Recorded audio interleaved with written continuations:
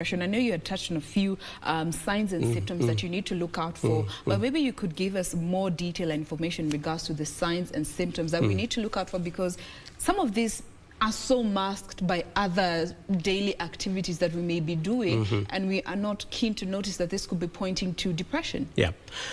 And depression also is a symptom in many other mental health disorders. Okay. Like schizophrenia, bipolar, schizophrenic form, affective disorder, and all those. So you have all those. As I've said, there is feelings of sadness and emptiness. There is loss of appetite, or increment in appetite. Sleep. A sudden loss or increment? Yes. Or it happens gradually? Gradually. Like you have to have been there for at least 2 weeks for you to qualify. So somebody begins to lose appetite, or to have very high appetite, unusual from the baseline they have, or people, somebody may start to have a lot of sleep, or very little sleep, or very disturbed sleep, whereby somebody wakes up so many times at night and all that, and that's not their usual. Trouble concentrating on things, making decisions, following an issue through. All those are problems there. And I've said and explained pains, guilt, and this is scary for depression, suicide ideation. That is people thinking about death. Some people would have just thought about it and that's it. Or they would have thought about it and even have a plan. Or some would have followed through with the plans, attempted suicide even, and all that. So we have all those things there. So if you have 5 of those, you qualify. You qualify to be clinically depressed. Now there comes in also another concern when it comes to the prognosis and diagnosing of depression, because many a times people don't even go to the professionals. You go to a friend, you go to a family member, and they just keep telling you, oh, hold on, things will be okay. You're not even given treatment that you might be needing to manage the depression. When it comes to getting professional diagnosis, what would be your advice to this? Once somebody feels they have this, or a relative observes they are on with this kind of problem, they should go for professional counselor. Professional counselor, psychiatrist, psychologist. Let them go there and have the person evaluated or assessed to make sure that it is clinical depression. Because again, as I've said, there could be other things there involved, like drug abuse. We can have a depression that is induced by drug abuse, or another medical condition. Somebody may be sick from something else, and then that triggers depression. We want this to be pure depression. So when you go to the counselor, somebody is qualified. They will assess you. They use instruments even, like the famous BDI, Beck Depression Inventory, which is a tool which helps counselors to be able to catch, to make sure that this person has depression or not, and other techniques that they use. And once then you are diagnosed, then it's very easy for a good counselor to start a program of your recovery, counseling and all that kind of a thing, and goal setting and all that. Now, when it comes to seeking treatment, I know most of us are, or rather those who have been through depressive episodes, we tend to get help when things are already considered extreme. At what stage should you, or should one consider seeking medical assistance when it comes to depression? Because some say, you'll overcome, give yourself some time, allow yourself to feel what you're feeling, journey through that with your feelings. But at what point should one seek medical attention to address depression? Because this is an illness, the same question can be asked. If you are feeling like you are malaria, how quick should you go, start, seeking treatment? So once somebody begins to see their life disrupted in one way or the other by this, you should go straight away and get, because like many other things, once you start treatment early, the better you are likely to be, to be helped successfully. Now, for most people who fear seeking treatment, in the earlier stages when it can still be, handled without much damage. Issues to do with stereotyping are what hinder so many people from seeking medical attention when it comes to depression, because again, there's these tags and naming that goes around with conversations involving mental health, illnesses, and awareness. Coming to stereotyping, how can we as a society be more sensitive and aware at the challenges that stereotyping continues to pile on issues or conversations rather about mental wellness? Yeah, I think having conversations like this, many more conversations like this in the public domain will help a lot. Just like, for example, we used to have, we have HIV/AIDS. Yes. Remember the stigma that came with it. But over the years, because people have discussed all this, it's less the case. I remember when COVID came, one of our own back in the diocese got it. And people were very frantic there and talking and doing all sorts of things, just because it was something very new. But now, we're having spent almost a year with COVID, people now know how to cope with it, and when they hear so-and-so has COVID, it's not a very big deal like it used to be. So I think a lot of discussion needs to happen about this, because it's a sickness. It's a sickness, and there's nothing to be ashamed of. Yes. Yeah? Yeah, because we are what? As human beings, we are body and soul. We are body and mind. The body gets sick. We know that. We get injection, we get medication. But also the mind, the soul also gets sick. Okay. Yeah, and we need to be able to accept that and know that the treatment is there and people can get well again.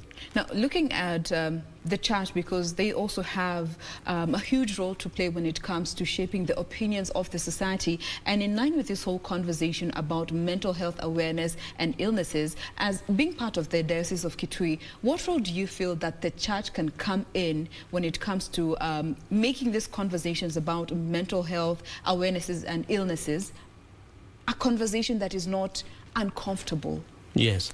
The church, I think, can play a very big role. The church has a very big audience weekly, and they can have a lot of impact there.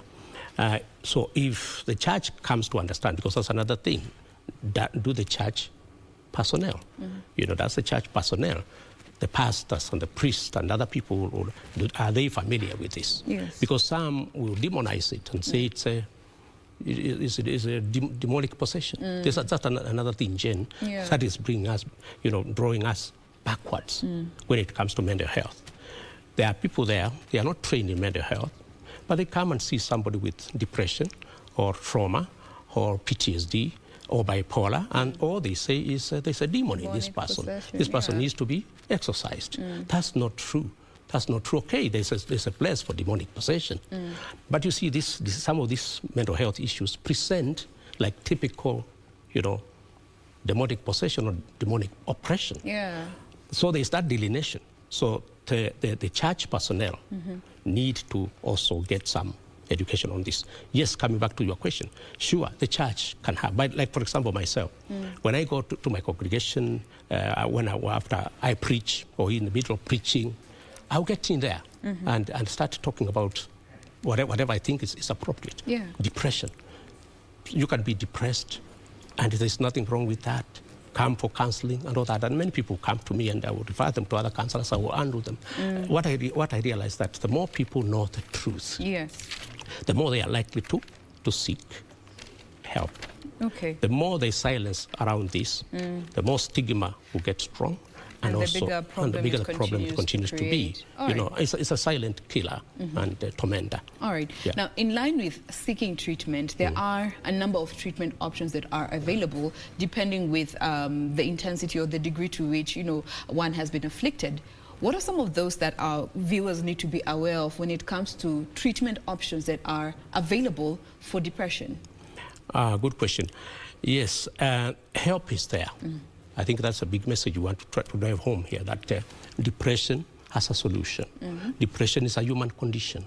It has been studied world over. There's a lot of literature on what it is and what can be done. And so we do have treatment modalities from, depression can be mild, moderate, or severe.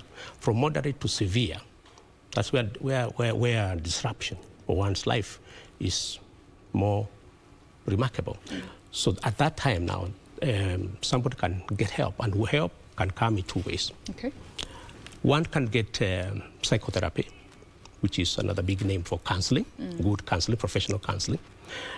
Another one is medication. Antidepressants, many drugs are in the market. So these drugs cannot be, prescribed over the counter. Over the counter. They have to be prescribed by an expert.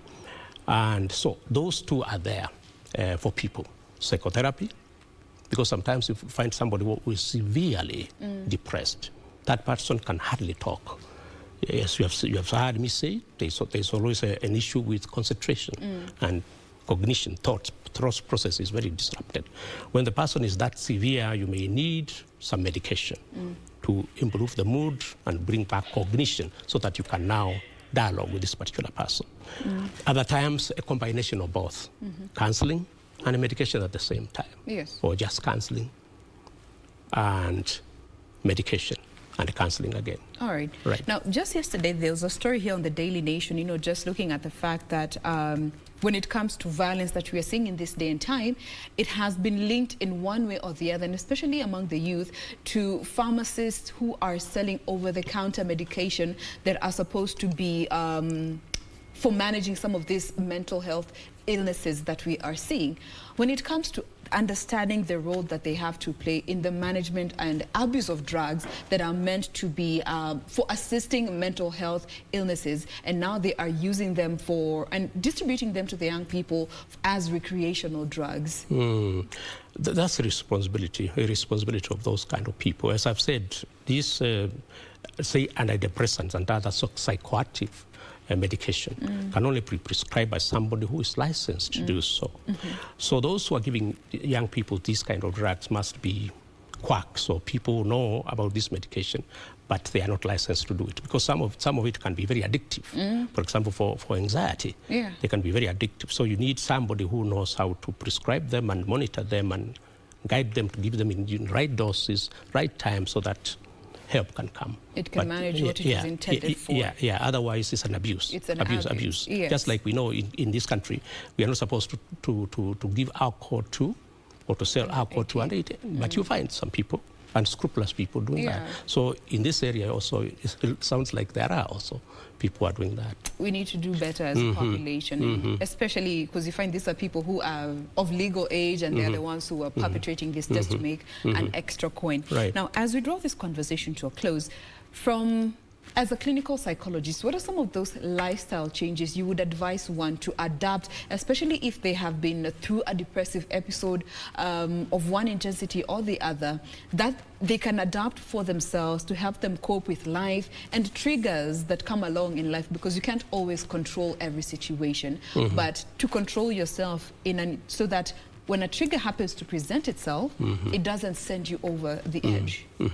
So, like other mental issues, mental health issues, depression can drive somebody to drinking. Many people cope with depression and other mental health issues through drinking, alcohol and other drugs. They take other drugs to feel good and just for a moment and all that. So I would say if somebody has had an episode of depression, let them not try to mask it with drugs. Do a lot of exercise, be out there, be with friends, be people who can affirm you.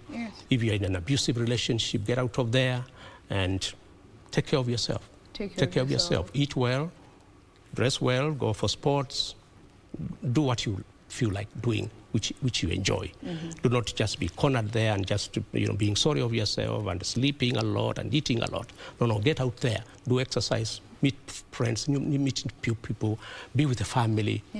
That kind of exposure out there helps a lot in this. That's why COVID is a curse when it comes to that, because it limits social interaction.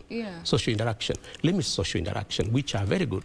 That's why we had a lot of issues with these restrictions some time ago as churches, because when people are closed like that, there's lockdown for a very long time, people with mental health issues suffer a lot because they need community, they need family, they need friends to be able to socialization in order to be able to feel good. All right. So that would be my prescription. All right. Now, as we close this particular conversation, there are also those who try to sort of wean themselves off medication that they may have been prescribed to manage some of these conditions that are, or other symptoms that are related to depression. Is it advisable to try and wean yourself off the medication without your doctor's go-ahead?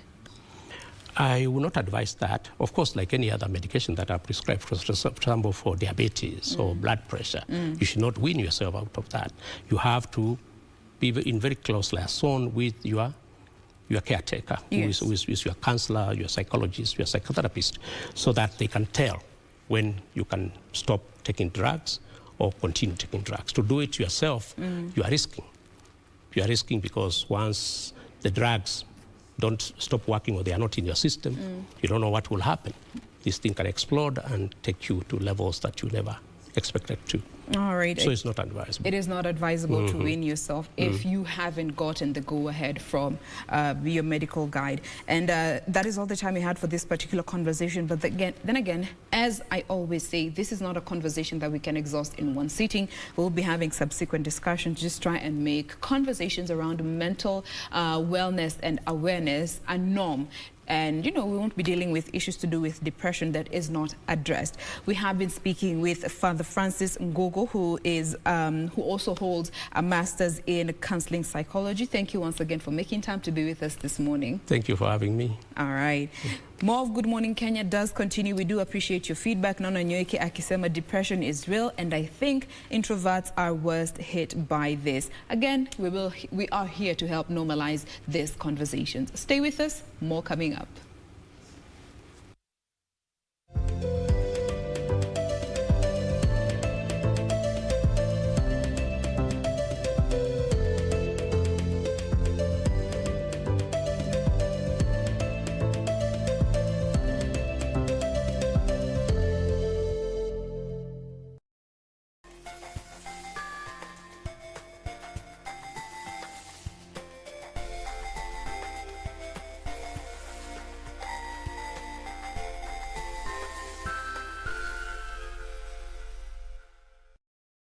Je, umeomoka? Kama hujaomoka kwenye treatment ndio mambo yote. Hapa tuko na fridge, kodi yake ni CM.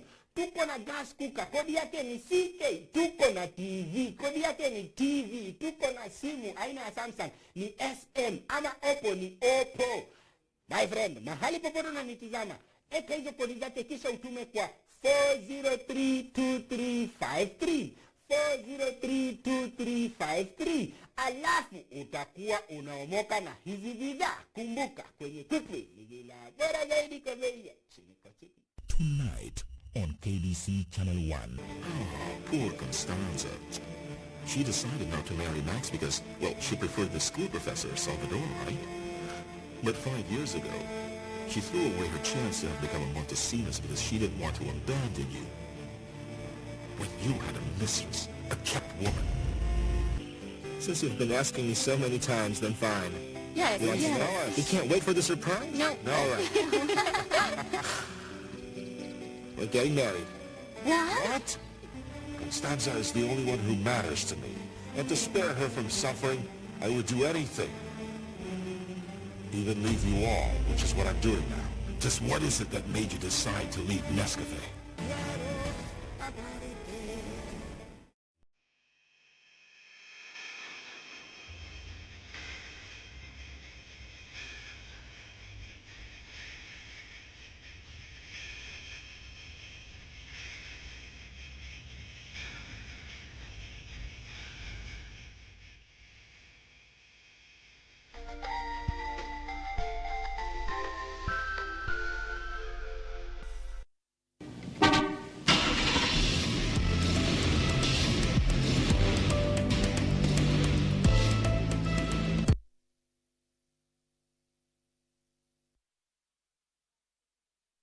Our next link-up segment will be looking at what is happening along Kirinyaga Road, simply because it is one of those slip roads that has also benefited from the reconstruction process, that is in terms of recarpeting. So we want to see how that has impacted traffic. Has it reduced the traffic flow on this specific route? That is just what we want to find out right now. And this is it, as it branches off from the major Globe Cinema roundabout, coming all the way just as you leave Thika Road via Muranga Road, coming through the Globe roundabout as you get to branch off to this specific slip road, which is Kirinyaga Road, as you head over to the other side of City Center. Part of the reason as to why this road was being recarpeted is because along this route, there's a lot of businesses. Talk about the small-scale, medium-scale businesses, a lot of them along this specific route. So to make it easy, at least for those business traders, to make it easy, those plying this route as you head over to the other side of CBD around downtown area, at least just to make it easy for those persons, this is why it was also recarpeted. And this is how it is looking like this morning in terms of traffic. Green all through, no traffic at all. In fact, throughout the entire stretch as you leave the Globe roundabout, coming through the same route, and again also as you leave the other side of downtown, coming through Kirinyaga Road as you head over to the Globe roundabout and joining Timoi Avenue, that is inside the CBD, and again also leaving that area, coming through Kipande, Muranga Road, as well as the other side of University Way. So coming all through this specific road on both of these lanes, just as I'm mentioning to you, smooth sailing, no traffic at all. Again, it only simply means for our viewers coming from areas around, this is Thika Superhighway, if at all you're coming to the city center on those other sides which I've just mentioned via this specific route, then this is again also the best time for you to do that because there's no traffic at all. It's just a slight snarl up, in fact a manageable kind of traffic on that section as you get to branch off from that roundabout, but it's only on that particular intersect there. All through past that area, it's green all through, no traffic at all. It's not changing so it just means it's a smooth sailing all through.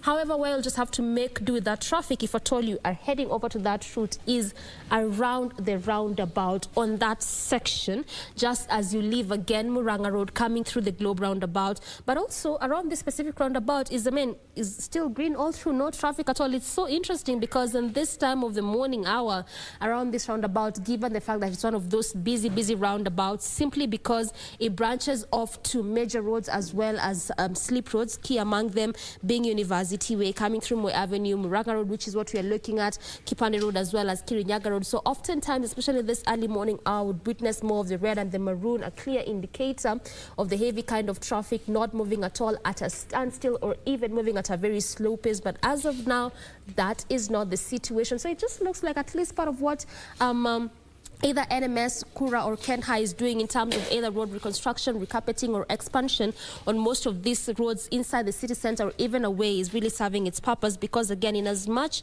as part of them at least reducing the number of death cases on most of these major roads is also to reduce on the traffic flow. And again, this is still how this specific route is looking like. That is Kirinyaga Road. Nothing is changing. Green all through, no traffic at all, moving at a very fast pace. So we quickly look at one of those roads, which is also what we were focusing on this morning. This is Muranga Road, again coming all the way from Thika Superhighway. Still the same situation. Nothing has changed. Green all through. Just on some sections next to Fig Tree area is where there's a bit of a traffic, but still again a manageable kind of traffic. Away from there, still on that section, again coming to the city center is actually where we are witnessing that. But around also this area, it is a bus terminus. So clearly what we are seeing is basically again what you'd expect to see. But at least, like I mentioned, it's a manageable kind of traffic on the other section or on the other lane as you leave areas around Moi Avenue, City Center, which is in City Center, leaving Globe, coming through Muranga Road on that section, green all through, no traffic at all. So it also simply means for our viewers coming from CBD, coming from Kirinyaga Road, coming from Kipande Road, University Way, if at all you are heading to Thika Superhighway or any kind of areas along that route, then this is also still the best time for you to do that, because as of now, it's green all through on that section. And even in that area where we were witnessing a bit of a traffic, which is on the inner lane of this route, you can remember that earlier on we were seeing a bit of the orange color, which just means that traffic had begun to slightly build up there. there, but right now it has changed. So it just means that it has opened up altogether, and that's why we're seeing that green color, which is a clear indicator of no traffic, swift moving at a very, very fast pace.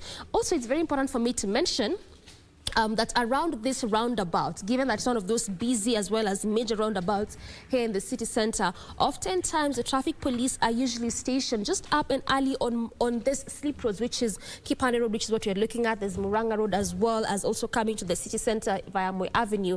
They're always stationed up and early to try and see how best they can control traffic. So clearly that could also be a good reason as to why we are not seeing that heavy kind of traffic. So again, how also about we look at one of those roads, which is what we are also focusing on, which is again Kipande Road. Still the same situation as how it was earlier on. I mean, today is really very interesting because on most of these slip roads, at least as of now, more of what you would see is either the heavy kind of traffic moving at a very slow pace, or even at a standstill, most especially on this particular slip road, which is Kipande Road, coming all the way from Parklands via Ojijo. But clearly as of now, this is how it is looking like. Still just the same as how Muranga Road as well as Kirinyaga Road is looking like, green all through on both of these lanes. So again, it just means as you leave Parklands coming via Ojijo through Kipande, as well as also leaving the Globe roundabout, coming through the same route as you head over to that specific road, going all the way to Westlands, green all through, no traffic at all. So it also simply means that if you are coming from areas around Westlands, Parklands, coming all the way from Ojijo, if at all you intend to use this route, because also oftentimes it serves as a very good alternative route for those that don't want to keep using Wayaki as we head over to the city center, simply because of the heavy kind of gridlock, especially around University roundabout coming through CBD. So oftentimes it serves a very good alternative route, and clearly as of now still serves, it could still serve that purpose, because this is how it is looking like, green all through, no traffic at all. But again, you can remember that I also told you that part of the reason as to why we are not really seeing the heavy kind of traffic on this route is simply because of the closing of Nairobi, because also this route serves as a good route for those vehicles coming from the outskirts of Nairobi. Talk about counties of Western as well as Nyanza part of the country. So that is not, being seen right now. So again, that could also be a good reason as why we're not seeing that kind of heavy traffic. And also, in addition to that, there has not been a lot of ongoing roadworks, either in terms of expansion, recarpeting, reconstruction of this particular route, as how we have seen, especially on areas or roads around Kirinyaga Road. So this is again also why we are perhaps not seeing that kind of heavy traffic on this specific route. So it also means that on that route, this is Kirinyaga Road, it's also one of those routes that we continue to keep an eye on to just see how all this process being done by Kura is continuing to impact and affect the traffic flow on that route. But as of now, this is the road situation on those three specific routes, which have been our focus this Tuesday.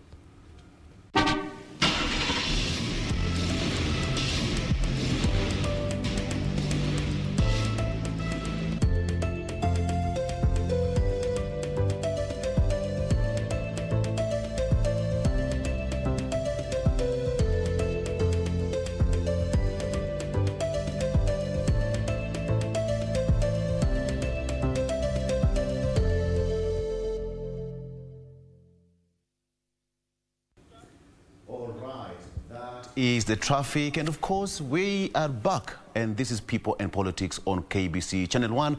You can get in touch with me, send in your comments, questions at victorlow@KBC Channel 1, and of course we are going to do this until 9 a.m. before we take you to the Supreme Court, where the interview for the next Chief Justice will be taking place.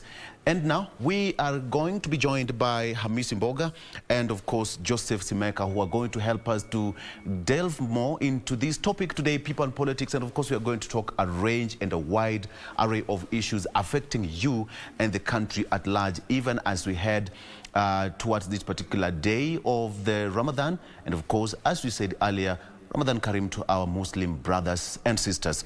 And now, straight to the discussion. Let's start this discussion. We are going to talk about the issue of whatever happened yesterday at the Supreme Court, and we're going to talk about again about a bit of some politics and health matters here and there. And we are going to appreciate if you could send us your questions, comment in this. We'll be able to sample them during this program. So let me start with you, Hamisi Boga. Welcome, gentlemen, and good to see you from wherever you are. To Hamisi Boga, Ramadan Karim, how are you doing? Good morning. Thank you Let me very start much, with you. Victor. Thank you very much. I'm talking from Mombasa. Mombasa is cool, but there's no rain, but we are happy. Okay, let's just get straight to this, Hamisi, now that you have started the conversation now. We've seen a couple of reactions from last week on Thursday. Governors meeting Deputy President William Ruto, and now there are some denials that something of that kind never happened. What do you see out of this? Thank you, Victor. One time, I think in the last episode, we were talking about the relationship between the president and the deputy president. That some people say it is so much strained. And also we talked about the president and the right honorable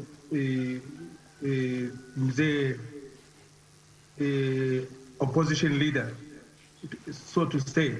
And I said, politics is a very strange animal. Things can change overnight. And we can see now, those on the ground, we can see movement. People are looking for which partner, which party, for the purpose of either highlighting themselves or the stake. So you will see very, very many movements until we stabilize, until the nomination is done. It may not even stop here.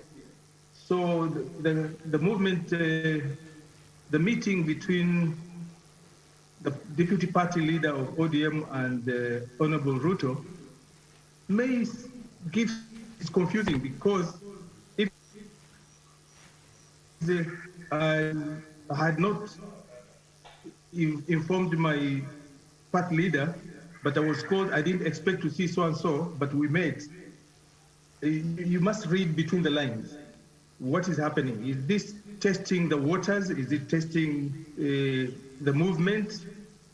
So to me, it's politics. It's politics, and it is interesting, and it's going to unfold as fast as possible as we go into 2022.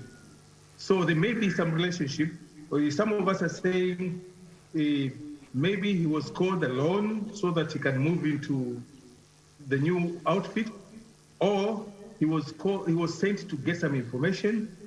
And until now, as long as President Uhuru has not spoken,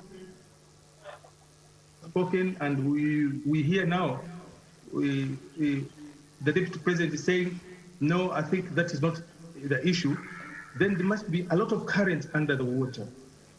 So this is politics, real politics, and we shall see more. All right. Okay. Thank you, Hamisi. Let me come to you, Joseph Simeha. And is it just safe to say that all this is, and by the way, Joseph, good background, I can see you are comfortably in the village itself. Yes, I'm in my home. I am in my home, and you are right, I'm very comfortable. Absolutely, absolutely. So let's get into it. Is it safe to say that these talks about an alliance between Deputy President William Ruto and ODM leader Raila Odinga was just hot air? Is it safe to say such? I don't think it's safe to say that. First of all, Victor, I think discussing whether so-and-so met and this one met and the other one met, we may not derive so much value from it, because there are so many people who have ability to meet and stage photo ops to get us talking and excited and so on. Perhaps what we need to worry about is what their organizing philosophy is, what the agenda is, what the interests are, what they are meeting about. If only we could find that out, and people like yourselves in the media should really do a lot more to help Wananchi dig out that, because otherwise, as Mboga says, all manner of people in politics, all manner of people can meet at any time, but the determining factor is interests. So right now, what we should be sort of worrying and getting jittery about it, what are the interests that the people are pursuing? Do they have any common organizing philosophy? Is there a common agenda? When we begin to answer those questions, then we do this analysis from a point of view that helps Mwananchi to determine then what they make of those meetings. But otherwise, anybody, I'm telling you in politics, anybody in this country can meet at any time, even the ones you think are the worst enemies, don't get fooled. They can meet at any time in pursuit of interests, in protection of interests, in preservation of interests. So where does that leave you and I and the rest of Wananchi of Kenya? So hopefully, as we get into this, as days roll by, inshallah, we should be trying to find out what are the interests so-and-so is pursuing, and this group is pursuing, and that group is protecting, and what about mine, and what about yours, and what about county and national interests?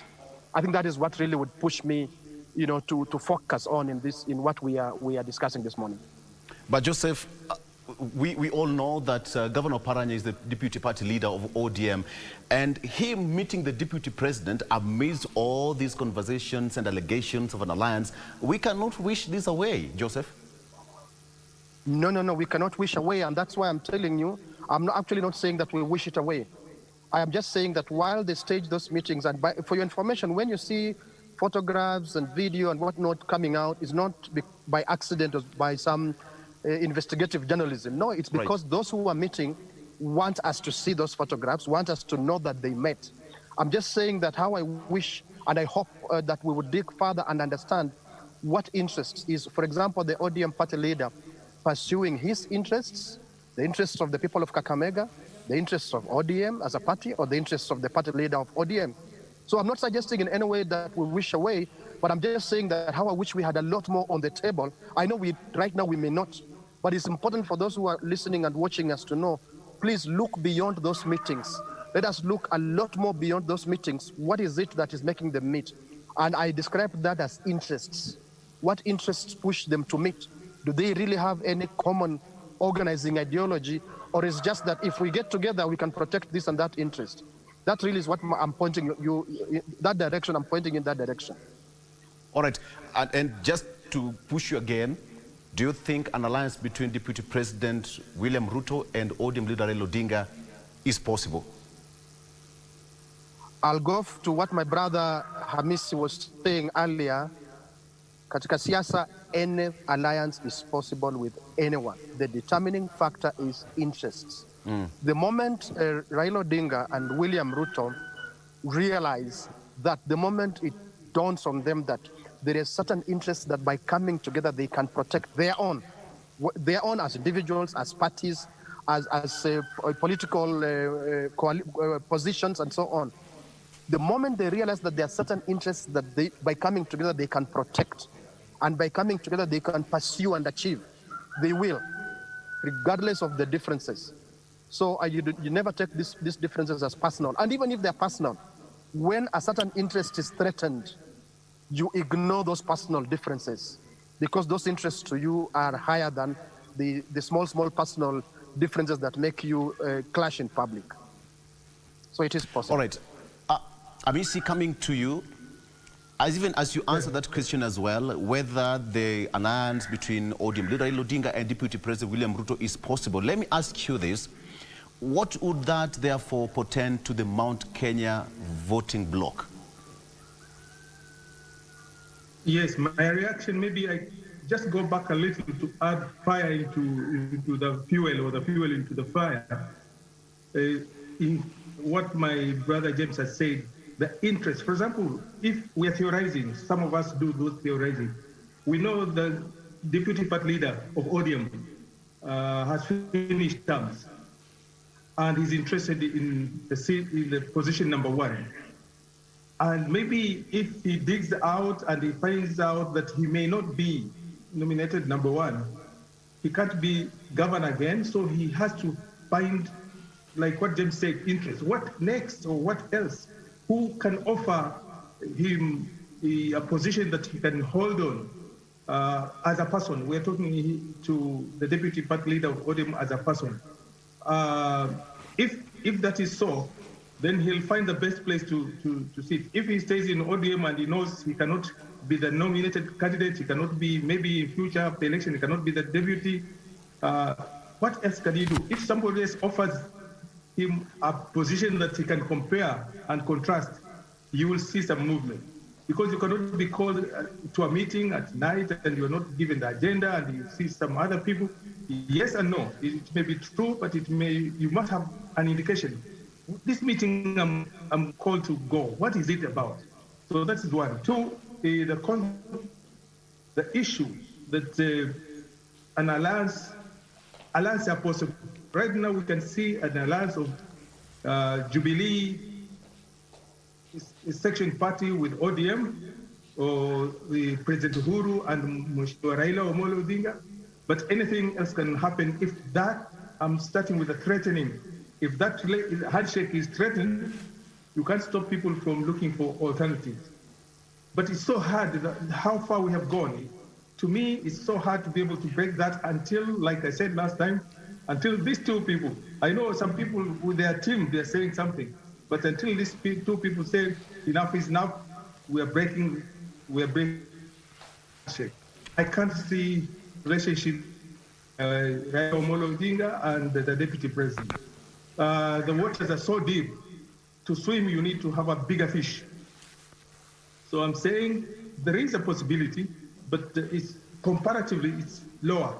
And if you hear, for the last 2 weeks, we've been hearing ODM may join Jubilee or the party that the deputy president is there, or the deputy party leader, the deputy president may join ODM. Ask one question. Which position, if they negotiate, if it were you and me and James, we're joining together, we must go preempt because everybody wants number one. Who will be number one? Is it Mheshimiwa Raila or is it Mheshimiwa Ruto? Yes. If that doesn't work, the relationship will not be there. I can't see the deputy president having been a deputy president twice and becoming a deputy president again unless the stakes are so high. Yes. So I'm saying yes and no. Yes, there is a possibility, but it's so hard. To me, percentage of not working together is higher than the percentage of working together. Look at the teams. Look at the communication that those teams have had. Mm-hmm. I know in politics, everything is possible in terms of working with your enemy, but sometimes you reach a point where people will attach so much to a personal level that they may decide, no, we can't do it this way. Yes. So why don't we, as we theorize, why don't we wait to hear the word from Mheshimiwa Uhuru or Mheshimiwa Raila Odinga? Yes. Then this discussion will be short. Two, let's see, I'm told that now members of parliament are being called to be able to address this issue of BBI. Mm-hmm. What happens if the BBI passes the parliament tomorrow or this week? Other dynamics will come. Right. Because now people say it's really that the referendum is there. So it will change the scenario for fighting because now people are, if BBI doesn't pass yes. and there's no referendum, the structure will be the same. Mm-hmm. What will happen to me as a person? They might be thinking, if BBI passes and those positions are created, what will happen to me? So those are the two political questions that these people are thinking about. And it is possible to change. But unless it is so bad, yes. You know, the relationship between the president and the deputy took a long time to reach that level. But this one between Right Honorable Raila Odinga and Uhuru has not, as far as I'm concerned, as an analyst, political analyst, and also looking at the structures, it is still strong. Yes. Until we hear the call. Okay. All right. Gentlemen, allow me to, at this particular point, take a break. And of course, we still have so much more to talk about. And of course, the issue of the interview of the next Chief Justice happening at the Supreme Court of Kenya, starting at 9 a.m. this morning. We are going to take a very short commercial break. We have been talking to Hamisi Boga from Mombasa and Joseph Simeha from Vihiga, with the background of being in the village itself. Amazing. Joseph, you win in this. We are taking a very short commercial break. We'll be right back after this break. Stay tuned.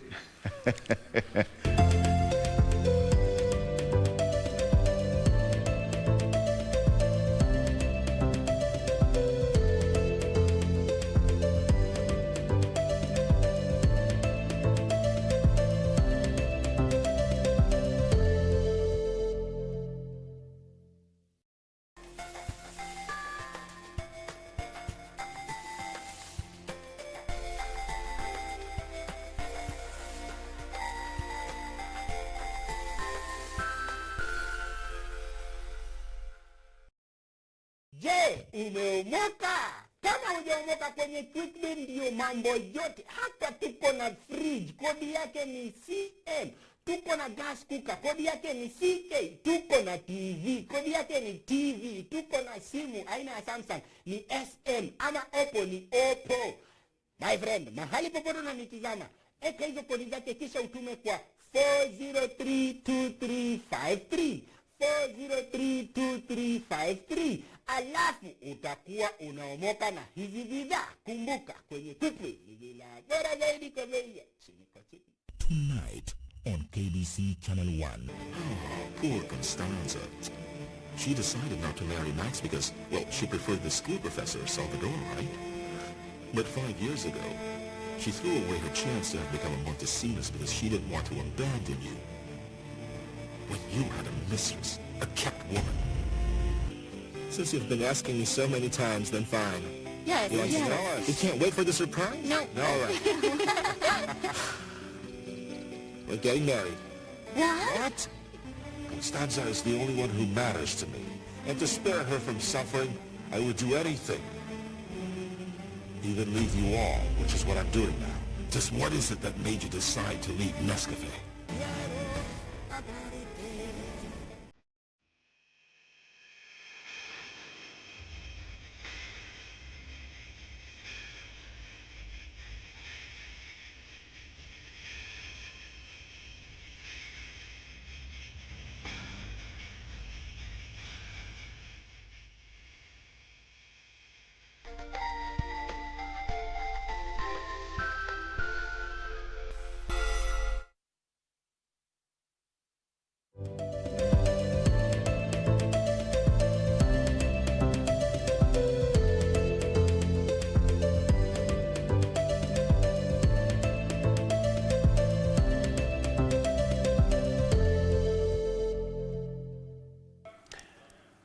And welcome back. This is Good Morning Kenya. Conversation still continues. With me is Joseph Simeka, who is from Vihiga County, from Ingo itself. He's a political expert and political analyst as well. And Miss Mboga, who is in Mombasa, is also a political analyst. Gentlemen, thank you so much for staying around. Let me start with you, Joseph. Some ODM foot soldiers say that the perceived alliance between ODM leader Raila Odinga and, of course, Deputy President William Ruto is somehow meant to smoothen the perceived rough patches with President Uhuru Kenyatta. Do you think this is the case in this scenario? I wonder how an alliance between Raila Odinga and William Ruto would smoothen rough patches between Raila Odinga and Uhuru Kenyatta. Actually, I think we would make it rougher between Raila Odinga and Uhuru Kenyatta. Going by what we observe in the public domain in terms of the at least political relationship between Uhuru Kenyatta's side and William Ruto's side. I think tragedy is, Ndugu Victor, a lot of what you see happening is dictated by our leaders.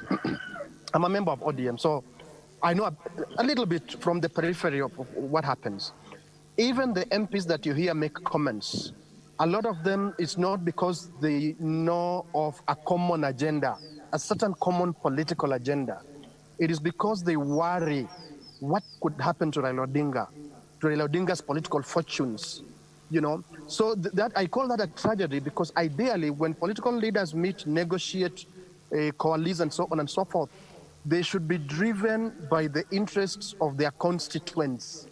It would be that they are responding to pressure from their constituents. Or even if they're the ones coming up with the idea, they test it in terms of putting it out there in the public domain and see how their constituents respond. But you notice even in this discussion, we are more discussing about Uhuru Kenyatta, Raila Odinga, William Ruto, and so on. Meaning that everything in terms of the power matrix centers around these leaders. So even where you hear our MPs, whether they ODM or those who coalesce around William Ruto or Uhuru Kenyatta, largely, most of them have minimal understanding of the agenda of the leaders, and they play catch-up and follow-up. And the biggest worry is what would happen to the fortunes of their leaders, because they know the fortunes of those leaders affect their own personal fortunes. I've used a bit of many words to describe that, to show you the tragedy of our politics, that is not driven so much by the interests of the people, of those who support those leaders, but more by the calculations of those leaders. So any coalition, were it to happen between Raila Odinga and Raila Odinga and William Ruto, it would be a coalition largely driven by the interests, real and perceived, of Raila Odinga and William Ruto. That should be part of it, but not the only thing. It should also include the interests of their parties, the interests of their constituents, and constituents go beyond their political parties because they're the voters, the citizens of the Republic of Kenya. Okay, so therefore, what would that alliance leave the likes of Musalia Mudavadi, Moses Tangula, and other former NASA members? Any alliance, any serious alliance leaves them where it has always left them. As people trying to hang on to see where they can find a space, like the guys who used to run after Matatu and jump and hang on right. to ensure that the Matatu doesn't leave them. Yes. I say this with tremendous respect to them, that to me, they have been very slow in reading opportunities in political dynamics in Kenya. They were extremely painfully slow in reading opportunities in the swearing in of Raila Odinga in early 2018. They were painfully slow in reading opportunities in handshake. They were extremely slow in reading opportunities in BBI. Now they are sort of like Johnny Come lately, sort of wanting to show that, look, we are here, we are going to lead, we are going to do, but unfortunately they don't dictate the terms. It is more or less the three leaders you've been asking questions about, William Ruto, Uhuru Kenyatta, Raila Odinga, even in silence, who are dictating the terms of what happens in terms of the political deck. So those three, Musalia, Wetangula, not four actually, Musalia, Wetangula, Moi, and Kalonzo Musyoka, they would have to do a lot of work to get anywhere unless someone were to sympathize with them and invite them into a serious coalition. That really is my opinion of having observed them for a long time. Okay. Amisi, let me come back to you and ask you this particular question. If in a situation, the coalition between ODM leader Raila Odinga and Deputy President William Ruto takes effect, do we see a situation where the One Kenya alliance of the likes of Musalia Mudavadi, Moses Tangula, and all that coming at some point in future to form a coalition government or an agreement with the rest during 2022 after an election? Yes, brother, if we take that scenario, that Honorable William Ruto solidifies or they establish a relationship between the team and ODM, a lot of things will happen. A lot of things will happen. The Jubilee will be divided further. You will see some people moving into, because in Jubilee right now, there is Jubilee supporting the president and Jubilee supporting the deputy president. Those Jubilee supporting Deputy President Ruto, they'll be happier because they're getting more support. Like what James has said, it's interest, it's strength. You can see as late as the day before yesterday, Mheshimiwa Weta, I'm using the short wave. Mheshimiwa Weta said, why doesn't ODM endorse us? If it was alliance, it was strong enough. Why do they need endorsement? And there are a few months they are saying, we don't need any endorsement from anybody. But to realize that endorsement means getting a big support. Anybody who is going to be supported or endorsed by Raila Odinga, if he's not standing, will have a bigger chunk of results. Anybody who will be supported, will be endorsed by William Ruto, but it's unlikely because he wants to be in that seat, will make effect, because there's a basket of supporters and votes. Anybody who's going to be endorsed by the President, Uhuru Kenyatta, that team, let's watch out, that team will be stronger. So as we are concerned, coming back to the same view with James, is three actors will determine 2022 direction. Dismantling of the parties will come, movement from party to party will come. If I were the new alliance, I would quickly talk to these three figures. Yes. Say what role can we play in ODM for the sake of their own interests, or what role can they play in Jubilee, William Ruto, or what place can they play in Uhuru's? Because Uhuru is not a candidate, yes. So his support is direct to anybody who will be in line with the original ideas that he has. So these people must move very fast, and we can advise them. The earlier they do that, the better. The moment they realize that the deputy president and the president will not talk in terms of working together, then let them take that advantage to join one of them seriously. Yes. When they were forming this, we had an idea maybe the president would support them. But we can't see that support because the people who speak for the president have not spoken about this new alliance. So this thing has not, in Kenya so far, until further notice, we shall be moving politically around those three pillars. The president of Kenya, deputy president, and Honorable Raila Amolo Odinga.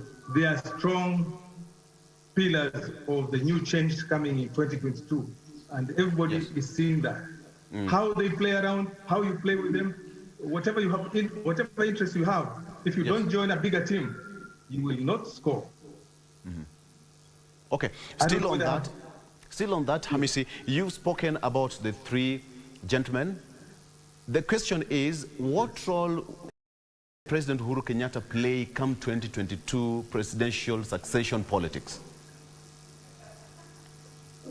I want to answer it in two ways. One, yes, whatever team that will be supported by Uhuru will get bigger say in parliament. Right. It may not be, but it will have a bigger say in parliament. And in that case, if BBI passes and the position are confirmed, the new position that have been proposed are confirmed, I can see a lot of movement because the president of Kenya cannot stand 2022, but does not stop that president of Kenya to hold any other position. I don't see it in the constitution. So he can be the deputy president. We have seen it in other countries. He can be the prime minister. He can be anything but in the system. And of course, that is another interest. We have seen that some presidents who are young spot for the legal aspect can always come back. If our thinking, if Mheshimiwa Uhuru and Mheshimiwa Raila Amolo Odinga agrees and Odinga becomes the president and Mheshimiwa Uhuru becomes anything else, he has a chance of 2022 plus 5 to come back. And in politics, if you're out, even if you're a member of parliament, if you're out for too long, people will forget you. So you have to be in the system. So I still feel that the debate, the fight will be between ODM and William Ruto. But let's not forget these other people. They have a team. The team is carrying a lot of support, is also carrying a lot of votes. I can see approachment. I can see people going to Kalonzo. The only thing you can destroy that alliance is to pull a few out. And goodies are there to pull them out. You can say, come join us, take vice president, come join us, become prime minister. They will quickly come back here. They will forget about that alliance because of the stake of 2022. You see that all the constitution affected political big shots because if you fail as a presidential candidate, you don't have any other seat. So people, this new constitution and the referendum and the BBI is going to give them a window of holding on into political space and political power. This is my way of seeing. It may not be the real thing, but I think you will see a lot of changes. But watch out, William Ruto, watch out, ODM, and watch out the first value and first movement of President, where he focuses his people will say, I think the president supports this. We shall support it or we shall not support it. All right. Abesi, thank you. Gentlemen, we are just shifting this discussion slightly. And of course, going to Joseph Simeha. And of course, gentlemen, the big elephant in the room right now is the interview for the CJ, next CJ, who is going to succeed the retired Chief Justice David Maraga. Yesterday, Justice Said Shitembwe was the first one to face the panel. Joseph, were you satisfied by what transpired yesterday at the Supreme Court? Tricky question on whether I was satisfied or not satisfied. I think I'm just satisfied that the Judicial Service Commission is doing the right thing in terms of carrying out those interviews and masterfully, having them public so that we can watch and follow. But perhaps, if I may just go slightly beyond your question, when I look at what is playing before us, began to play before us, or even just from the time of applications when they were made public, I could see a signal, and I think a number of people have shared this publicly with me, this is personal. I could see a signal that these positions attracted a very small pool of judicial professionals, leaving out many more. Not that those who in the small pool do not qualify, at least they do have the basic qualifications, but there are many more outside that pool that applied who a lot of Kenyans would have wished to see apply. That was the first signal that I think we need to worry about even before these interviews. Now, coming to the interviews and watching from what was happening yesterday, I keep going back to Article 159, Chapter 10 of the Constitution of the Republic of Kenya, vesting of judicial authority, deriving of judicial authority from the people. Besides looking at the professional qualifications, the meritocracy, looking at professional experience, the technical side of this, I'm listening to the candidates to see whether, again, there is some kind of philosophy, ideology that connects what they aspire to do with the aspirations of the people or the citizens of the Republic of Kenya. There's a tendency for technical people like judicial officers to disconnect and go about their work as if it's only about the technical application of the law, that is determining who is guilty, who is not guilty, who is right, who is wrong, and so on and so forth. I listened yesterday, I was somewhat disappointed, not in terms of the basic qualification of the candidates, not in terms of the elaboration of their technical know-how and how they would go about their work, issues of jurisprudence, which I do not have authority to comment on. But listening, do they respond to questions with an understanding, a deeper understanding of the philosophy that should drive the judiciary, the ideology that should drive the judiciary, the link between their work and the aspirations of the people of the Republic of Kenya? More or less like what I was telling you earlier when we were discussing the political side. Some connection you can tell is missing when you listen to people. It is almost like people looking for a job. It's beyond a job, my brother. It's service in an office of state, a very high office of state, upon which this constitution confers a huge responsibility in terms of connection with the aspirations of the people. So those words in the constitution about deriving this authority from the people of Kenya are not just empty words. We should hear, I hope, from today going forward, those who appear before Judicial Service Commission connect the role of the judiciary in building a republic, the role of the judiciary in restoring our democracy, the role of the judiciary in entrenching political accountability, accountability in public office, the bigger questions, rather than those people who are taken to court and who is right and who is wrong, who is guilty and who is not guilty. All right. Fine. As you can see on your screen right there, it's all system go. And you can see that hot seat when you see the flag on your left and on your right, depending on where you're watching from, and you see the table and the seat already said, that is the hot seat. The next interview today is Patricia Mbote, who is going to face the Judicial Service Commission to be interviewed for the position of the Chief Justice of the Republic of Kenya. And of course, we are going to give you that live feed from the Supreme Court live as from 9 a.m. And of course, KBC is the only place to watch this. We will give you all the details as from 9 a.m. That is the situation there. All right, moving on.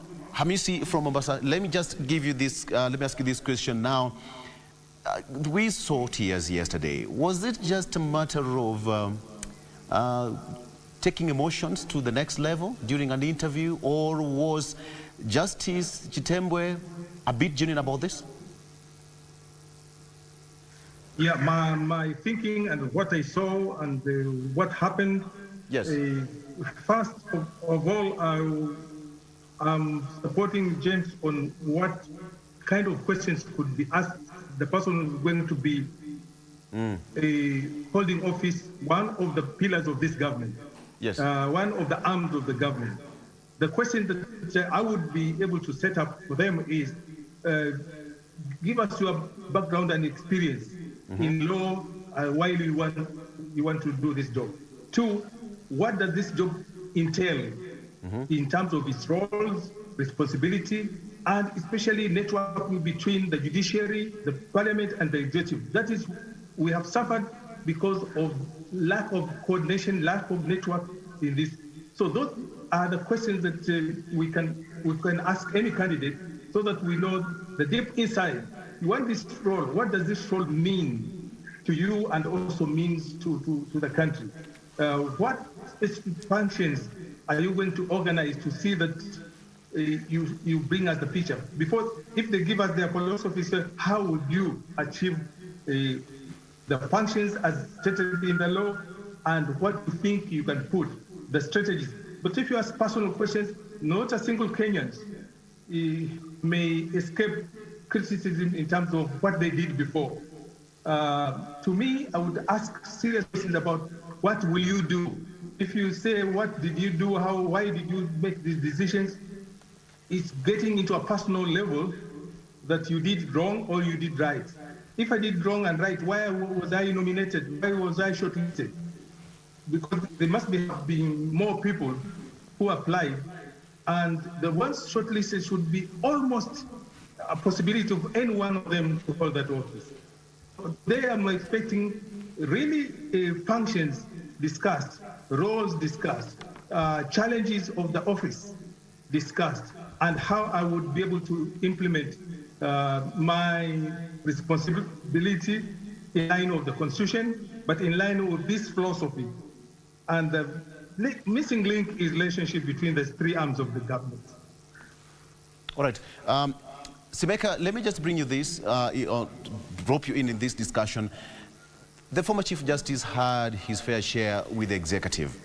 Now, what do you think the next CJ will do to mend that bridge between the judiciary and the executive? Thank you very much. One of the, sorry, is it? Can I go, or is it James? Yes, Joseph. Joseph, carry on. Yes. I was going to, thank you very much, Victor. I was just going to tell you that I always like to try and move away the spotlight from Maraga the man. It's not Maraga the man, but the judiciary.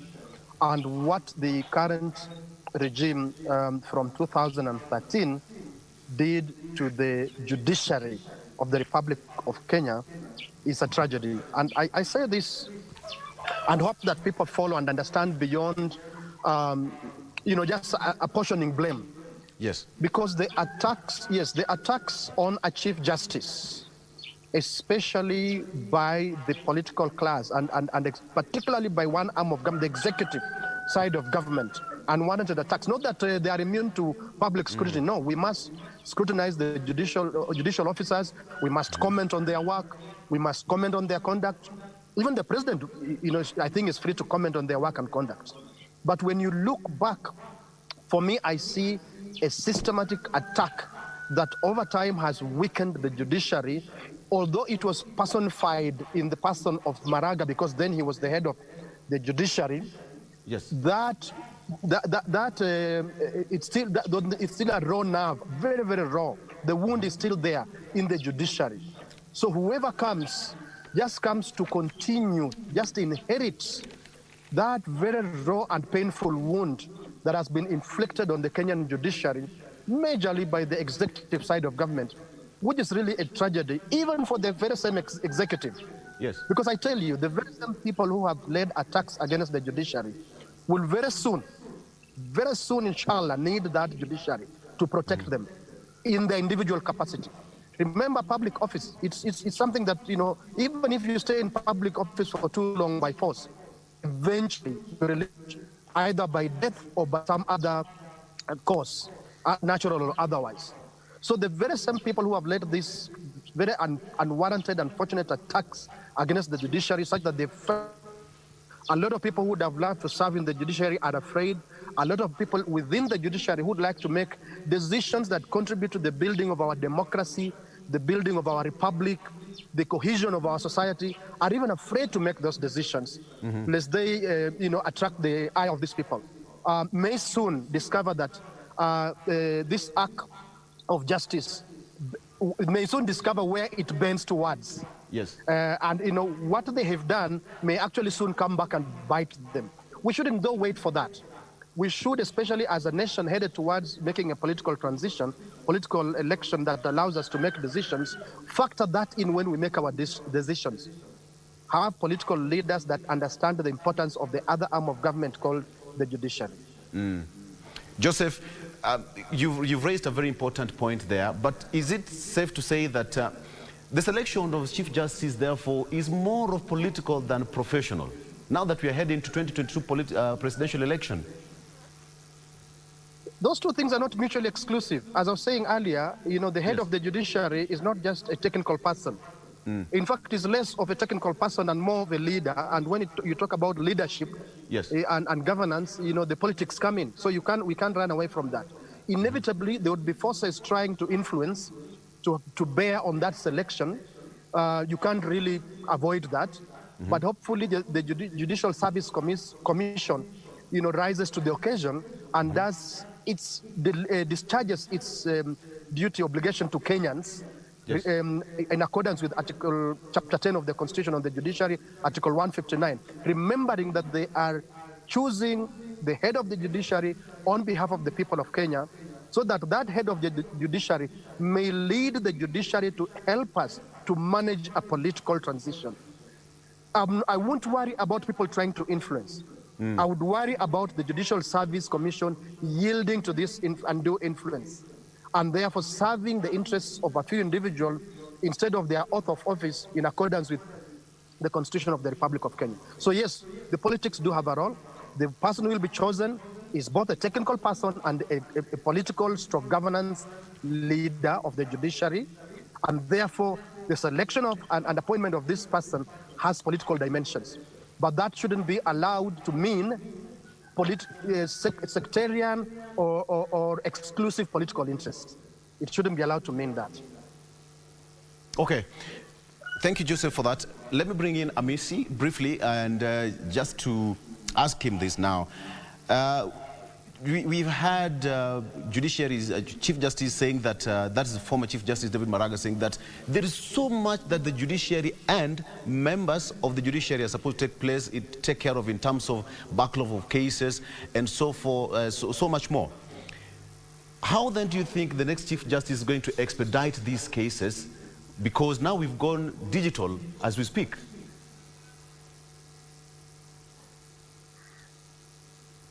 Maybe if I come in, I want to also say that actually this process is very political. The output is supposed to be technical, but the process itself is very political because that arm of government, the political government, both the executive and the parliament, the two arms of government, have an interest in judiciary because of their interests. Therefore, like my brother said, you'll see a lot of influencing, because sometimes if you are out there, you want somebody who will sit in that office to protect whatever position at stake I have. So that a lot. Remember, if we listen to the former justice, he was always crying, I want to do this, but I can't because of resources and finances. So you need somebody who will break through that barrier, because it's a really, they said if we get such amount of money, we'll open more courts, we'll employ more people, and therefore this backlog will be reduced. But I wish we could advise whoever is going to be picked to do what the president of Tanzania, the current president of Tanzania, is doing, and do what decisions that were made that may not be in law, that may not be in support of the public of Kenya. So he or she should also play that role of undoing wrongs and also trying to soften the ground, because it was so tight that the judiciary is saying this, wants this, and the other arms of government are not supporting. So that area of relationship, to me, is so crucial for the new person who is coming in. They should be able to communicate instead of judiciary coming into the media. We have no money, therefore we shall not do this. And you are part of the three arms of the government. You are able to even pick up phone or go to the other people and discuss. So there was that gap, and that communication gap destroyed many functions that would have improved our governance system in Kenya. So the new person who comes, please find a way of communicating, talking, collaborating, working together, but firm and in law. I think that will put Kenya very far.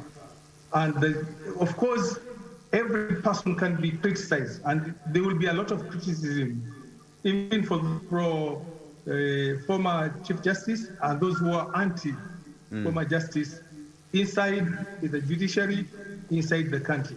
So it's a very hot seat. People would refrain from wanting to be in that seat, to be friend their life, if I use that strong word.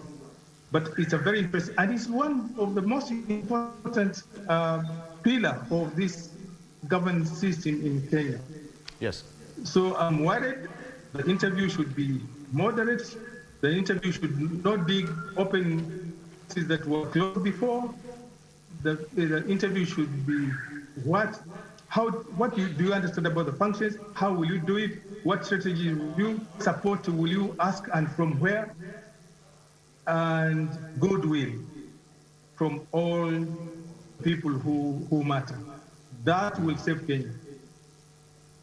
All right. Hamisi, thank you. Thank you so much. And that was Hamisi Boga from Mombasa. And we've been speaking to Hamisi Boga from Mombasa, who is a political analyst, and Joseph Simeha from Ingo itself, who is also a governance expert and a political analyst. Gentlemen, thank you so much for your valid time. But Joseph, my director says that, all right, okay. So as you can see that, we have got that live feed from the Supreme Court of Kenya, a clear signal that the next candidate to face the panel to be interviewed for the position of the next Chief Justice, that is Patricia Mbote, is soon walking on that red carpet to face the panel anytime from now. All right? Of course, those are journalists. That is not Patricia Mbote. Okay. She's just about to walk in to the Supreme Court and face the panel. Today is her day. Whether she's going to be the one or any other person, that will be determined in the next few weeks. All right.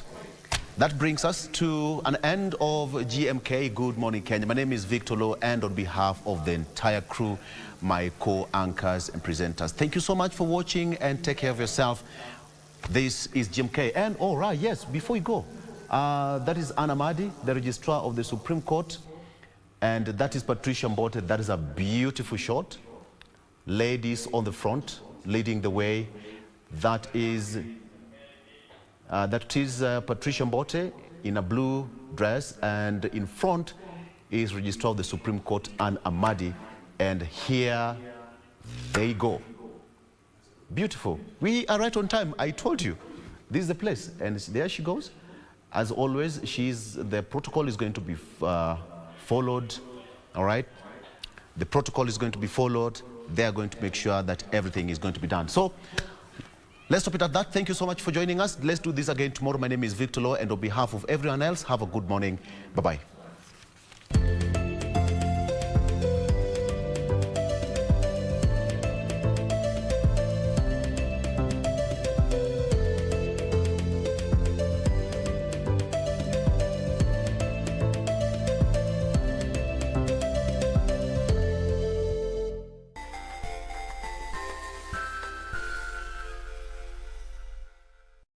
Ili kupata skiza tune hii ya joking kwa simu yako, bonyeza *811 *758 hash. Good morning, class. Good morning, Mr. Victor.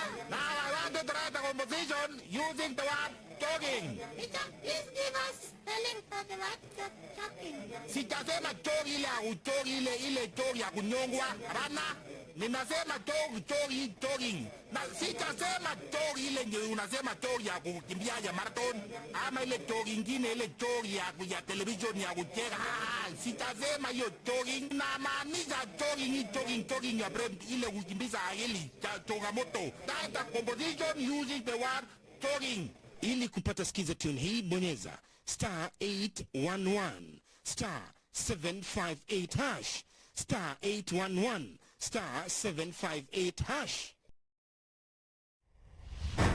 This game has been in our blood for a thousand years. Coach. The focus, the teamwork, fitness.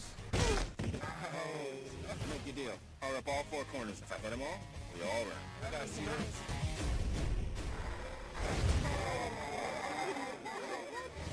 The state championship, the quicker battles against powerful competitors battle.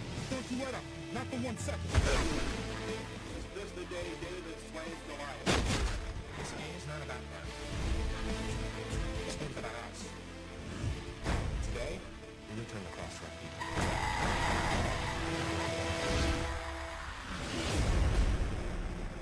Je, umeomoka? Kama hujaomoka kwenye Quickbit ndio mambo yote. Hapa tuko na fridge, kodi yake ni CM.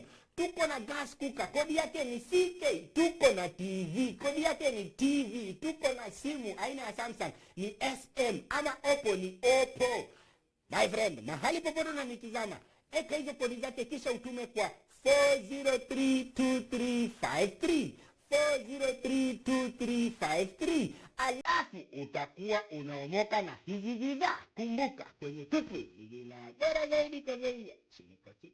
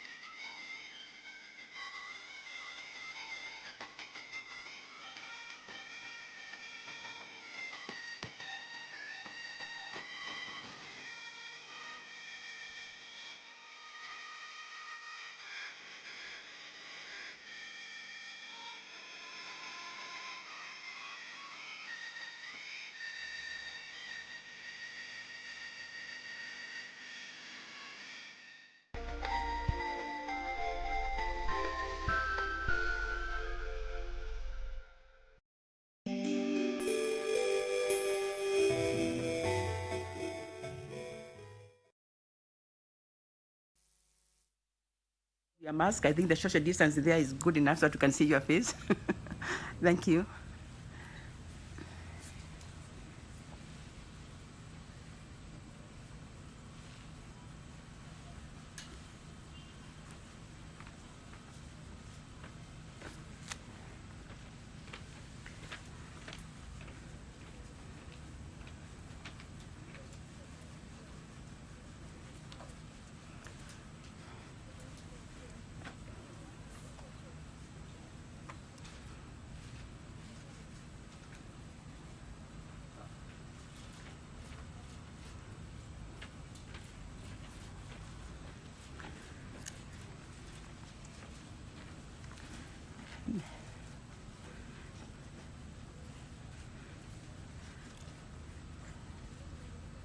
Thank you. I think now we can start.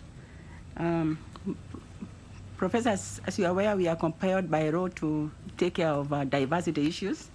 So I'll request you to tell us your county and also your ethnicity.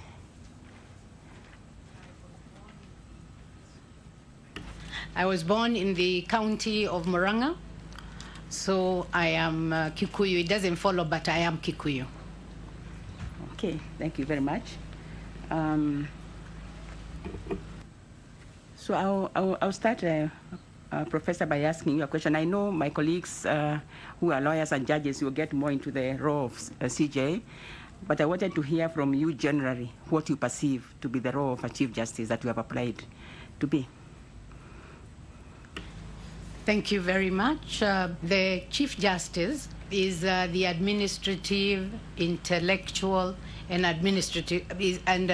intellectual and judicial head of the judiciary. As the administrative head of the judiciary, he or she has a number of roles, which actually include oversight, because the CRJ, that is the Chief Registrar of the Judiciary, is the person with the authority to incur expenditure. So the Chief Justice oversees that. As the President of the Supreme Court, the Chief Justice is primus inter pares. He is a first, or she is a first among equals. Because they're going to lead the intellectual and also the judicial functions that the Chief Justice performs. The Chief Justice is also a chair of a number of committees. One is an internal committee, which is the Judiciary Law Advisory Council. And then there is also the leadership of the National Council for the Administration of Justice. He or she also chairs the National Council for Law Reporting and this esteemed commission, the Judicial Service Commission. Okay. Thank you, Professor, for that question. Professor, when we had the stakeholders consultations, a lot of them wanted a leader, a CJ who is a leader who is able to, to lead the over 4,000 judicial officers and staff, and also a leader who is going to lead the third arm of government.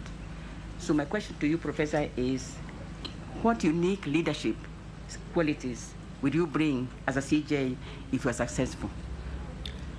I will start with the one that is immediately discernible, which is the fact that I would be able to be an intellectual leader.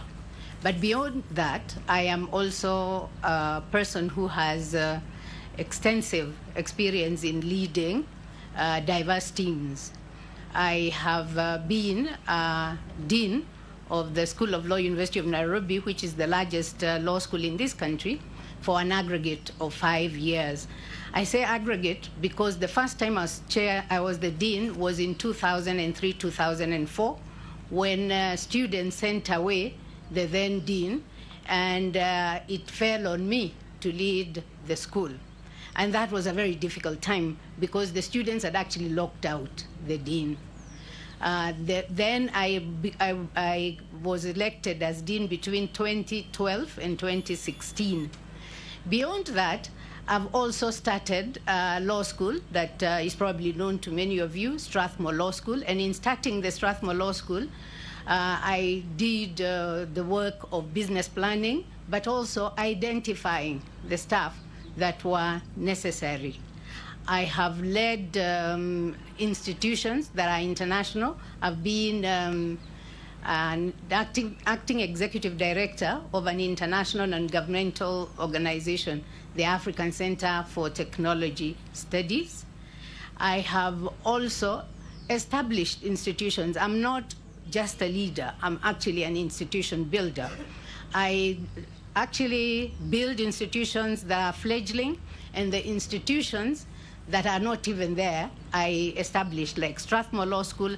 And if you look in the web, I started the International Environmental Law Research Center as a student at Stanford, which was to avail materials for students studying in Stanford who are not able to get resources. I've also established an organization, Women and Law in East Africa, and the Southern and Eastern African Research Center on women's law. I have chaired and also been a member of many boards, not just nationally. I've been a member of the International Development Law Organization Board. I've also chaired the Water Services Water Services Regulatory Board. I have chaired the Kenya School of Law Board. And actually, as Dean, I chaired, I think for me, the most difficult board of more than 80 lawyers. So that would be where I'd stop, Chair. Okay. So, Professor, my other question is, as you have explained, you are a great leader. You have done a lot of work, and especially in the academia and also public service, as you have explained. But from your CV, Prof, you haven't been a legal practitioner in terms of being either on the bar or on the bench. So, and please correct me if I'm wrong, but I would like you to convince the Commission and Kenyans that you are up to the task, even though you have not argued cases or written judgments. What would you say about that, Prof? Thank you very much, Chair. I think in 2010, when Kenyans decided that they would open up the Supreme Court for academics, it was in realization that academics do bring in value to the bench. And the value that academics bring to the bench is a value that complements sitting judges and legal practitioners. And I should probably have said that practice of law is not really just about going to court. I probably have a lot more practice of law and practice within the judiciary because I have been engaged in a lot of judicial work. When the judiciary was getting birthed at 10, I was engaged to work on the judicial